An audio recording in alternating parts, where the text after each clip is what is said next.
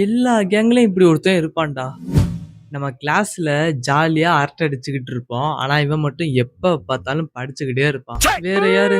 நம்ம கேங்கோட படிப்பாளி தான். போயிட்டு வாப்பா காலேஜி கத்துன வாப்பா நாலேஜி போயிட்டு வாப்பா காலேஜி. நார்மல் டேஸ்ல நம்ம கிளாஸை கட் அடிச்சுட்டு அரட்டை அடிச்சுட்டு ஜாலியா சுத்திக்கிட்டு இருப்போம். ஆனா அப்ப கூட படிச்சுக்கிட்டே இருப்பான்டா. நம்ம கேலி பண்ணுவோம், கிண்டல் பண்ணுவோம். ஒரு கட்டத்துல நமக்கே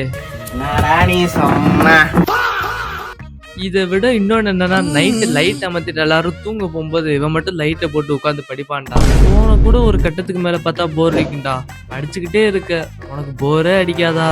ஆனா எக்ஸாம் அப்பதான்டா இவங்க நம்ம கண்ணுக்கு தெய்வம் மாதிரி தெரிவாங்க. இத்தனை நாளா நோட் பண்ணாத நோட்ஸை கூட அனுப்பி விடுவாங்கடா. ஒண்ணுமே இல்லை. இத்தனை நாளா கிளாஸ்ல ஃபேக்கல்டி பாடம் நடத்தும் போது சரியா தூக்கம் வரும். ஆனா எக்ஸாம் முதல் நாள் ஒரு 6 மணி நேரம் இவன்ட்டு உட்காந்தா போதும்டா. இத்தனை நாளா சொல்லி கொடுத்த எல்லாத்தையுமே அந்த 6 மணி நேரத்துல சொல்லி கொடுத்துருவான். உங்களுக்கு மட்டும் எப்படிடா இந்த மாதிரி திறமை இருக்கு?